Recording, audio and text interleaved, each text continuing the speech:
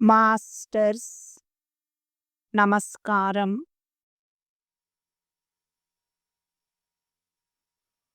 Savitri consciousness.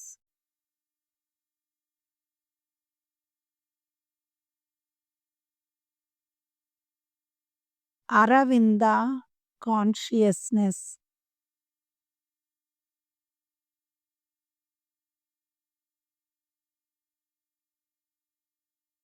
Ring in పూర్ణ ప్రాణ supply adjustment.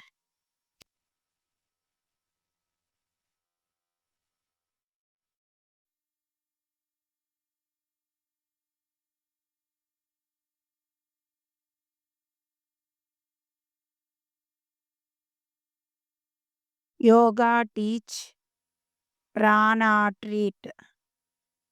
Andhra Mahasavitri 26వ అధ్యాయం మృత్యువు.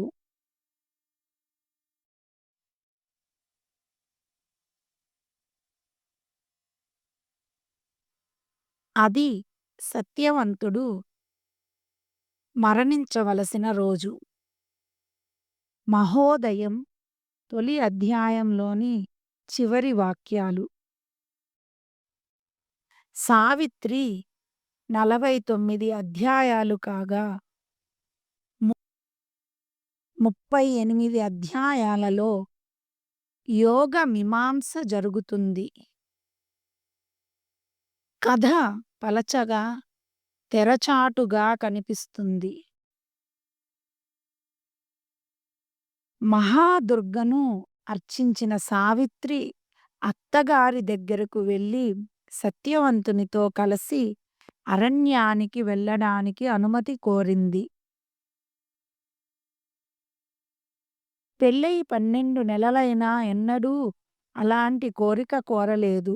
నేడు సత్యవంతునితో కలిసి సహచరించడంలోని ఆంతర్యం అరణ్య శోభలు అనుభవించాలని కాదు. అతనికి రానున్న ఉపద్రవం తెలిసి సత్యవంతుడు అరణ్యంలో తనకు పరిచయమైన ప్రదేశాలన్నీ సావిత్రికి చూపించాడు. తన ప్రియ బాంధవి ప్రక్కన ఉందన్న సంతోషంతో సత్యవంతుడు చెట్లు నరకసాగాడు. అతని తీవ్రతను గమనిస్తే మృత్యువునే గొడ్డలితో నరికి వేస్తున్నాడా అనిపించింది. కానీ అంతలో సత్యవంతుడు అలసిపోయాడు, శక్తిహీనుడైనాడు. చేతిలో గొడ్డలి జారిపోయింది. కుప్పకూలిపోయాడు. అతన్ని తన ఒడిలోకి తీసుకుని ఉపచరించసాగింది. స్పృహ కోల్పోయిన సత్యవంతుని ముఖంలో జీవకళ తగ్గసాగింది. శరీరం గట్టిపడుతున్నది. అతను మృత్యువు కౌగిలిలోకి వెళ్ళిపోయాడు. నారద మహర్షి పెట్టిన గడువు చివరి రోజు అది.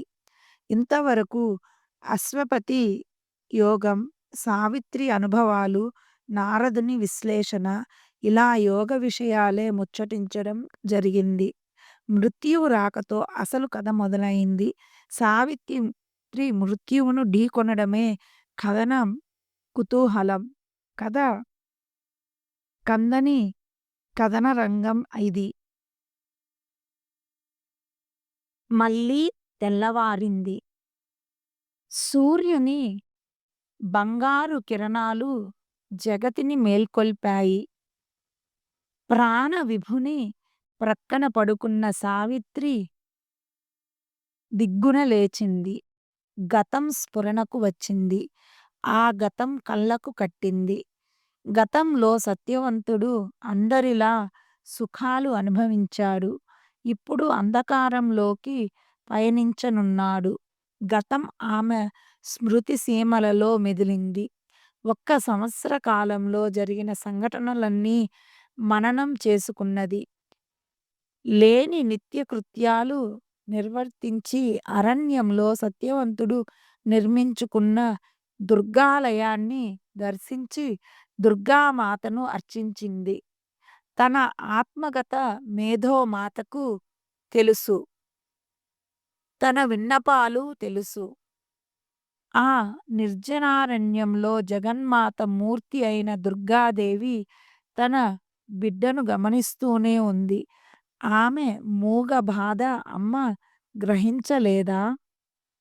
సావిత్రి దైన్యమూర్తి అయిన మహారాణిని సమీపించి నిర్మల వదనంతో విడివడి విడివడని పెదవులు కదిలించింది. ఆమె చూపులో భావం పెదవి విప్పకపోయినా వినిపిస్తుంది. అది తల్లి గుండెను తాకి కలవరపరచింది. జీవితంలో సర్వం కోల్పోయినా జీవించాలన్న ఆశ చావదు. రానున్న ఉపద్రవానికి అది తొలి హెచ్చరిక. అవసరమైన మేరకే మాటలు వెలువడ్డాయి. మిగిలిన మాటల్ని గుండె బరువెక్కి బయటకు రానీయలేదు. పైకి మాత్రం మాటలలో నిబ్బరం, ప్రశాంతత కనిపించింది. సంవత్సర కాలంగా సత్యవంతునితో కలిసి జీవిస్తున్న, సహజీవనం చేస్తున్న అరణ్య శోభలను, పర్వత సానువుల సొగసుల్ని చూచింది లేదు. ఆ ప్రశాంత నిశ్శబ్దాలను అనుభవించింది లేదు. ఆ రహస్యాలను తెలుసుకోవాలన్న వాంఛ తీరలేదు. మన ఆశ్రమ పరిసరాలే ఇంతకాలం నా చిన్న ప్రపంచం అయింది. ఇప్పుడు నా హృదయం ఆరాటపడుతున్నది. అనుభవాల కోసం తొందర చేస్తున్నది. సత్యవంతునితో చేయి చేయి కలిపి అరణ్యాలకు వెళ్ళాలని, అక్కడ పక్షుల కల కుజితాలు వినాలని, ప్రతి కొమ్మను, ప్రతి రెమ్మను పలకరించాలని, ఆకుల కదలికలోని అందాలను ఆస్వాదించాలని కోరికగా ఉంది. నాకు విముక్తి కలిగించండి.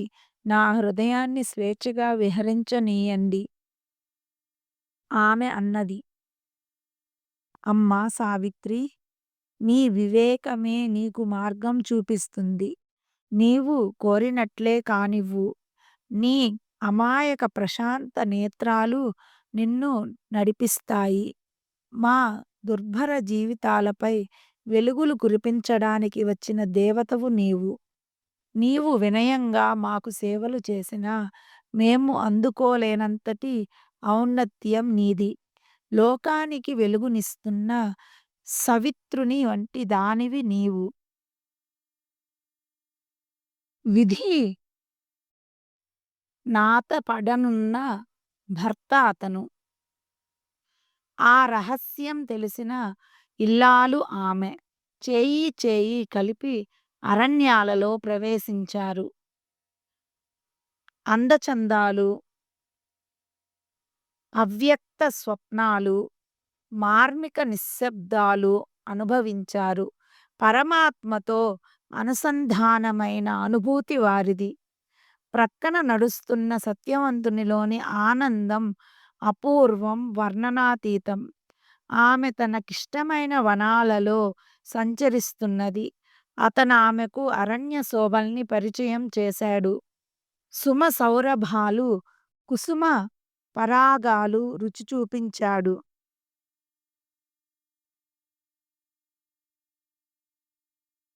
తరులతా గుల్మాలను ఎరుకపరిచాడు. కొమ్మ కొమ్మన వాలే శాబకాల శృతి, లయ స్వరాలను పరిచయం చేశాడు. సుందర ప్రకృతి మనసుల్ని రంజింపచేసింది. సత్యవంతుడు తన చిన్ననాటి విషయాలు ముచ్చటించాడు. చిన్ననాటి నేస్తాల గురించి, సహచరుల గురించి వివరించాడు. అరణ్యంలో ప్రతి చెట్టు, ప్రతి తావు తనకు పరిచయమైనవే.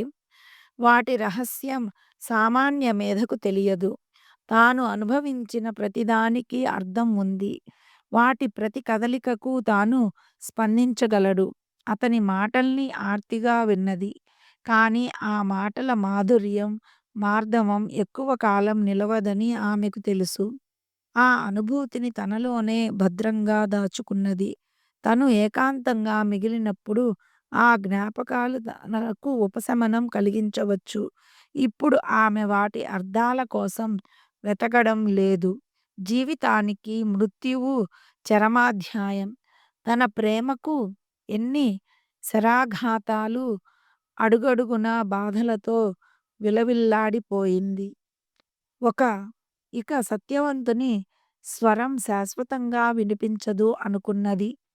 గుండెలో విషాదాన్ని అదిమిపెట్టింది. భయంకర మృత్యుదేవతను చూచినట్లు కళ్ళలో కలవరం. ఆ రోజు పగలు, రేయి తామిరువురూ అరణ్యంలోనే ఉండిపోవాలనుకున్నారు. సత్యవంతుడు అరణ్య హృదయంలో తమ హృదయ తంత్రుల్ని జతకలపాలనుకున్నారు. ఆ రాత్రి ఆకాశం క్రింద హాయిగా ఆమె కౌగిలిలో కరిగిపోదామనుకున్నాడు. అతనికి ఎంత దగ్గరగా ఉన్నా ఆ శరీరం తనకు దక్కదని సావిత్రి గ్రహించింది. అతని శరీరం సుఖాన్నివ్వదు, ఆనందం కలిగించదు, అనుభూతి రగిలించదు. ఆ సుఖాలను తాను వదులుకోలేదు. అతని జీవితం గంటలు కాదు, నిమిషాలలో ముగుస్తుంది. లోభి తన ఆర్జిత సంపదను లెక్కించినట్లు, వ్యాపారి తన సంపాదనను విశ్లేషించుకున్నట్లు ఆమె తమ అనుభవాలను, అనుభూతుల్ని, సుఖాలను భద్రంగా మననం చేసుకోసాగింది. సత్యవంతుడు లేచి నూతనోత్సాహంతో గొడ్డలి పైకెత్తాడు. ఏవో గీతాలు ఆలపించాడు. ఆ పాటల మాధుర్యానికి మృత్యువు పారిపోవచ్చు. సత్యను క్షమించి వదిలివేయవచ్చు. ఎన్నోసార్లు ఆమె ప్రేమగా చెప్పిన మాటల్ని తాను ఎగతాళి చేశాడు. ఆమె ఆడపులి వలె అతని మాటల్ని తన కడుపులో దాచుకుని నిబ్బరంగా మెలిగింది. అతను శ్రమిస్తుండగా మృత్యువు సమీపించింది.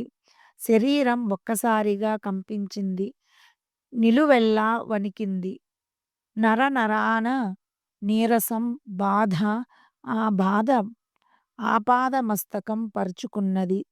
నెమ్మదిగా జీవన తంత్రుల్ని ఛేదించసాగింది. ఆమె చేయూతనివ్వగా లేచి నిలబడ్డాడు. నోటికి చిక్కిన వేట తప్పించుకుపోయినప్పుడు అడవి జంతువు ఆక్రోశం అతనిది.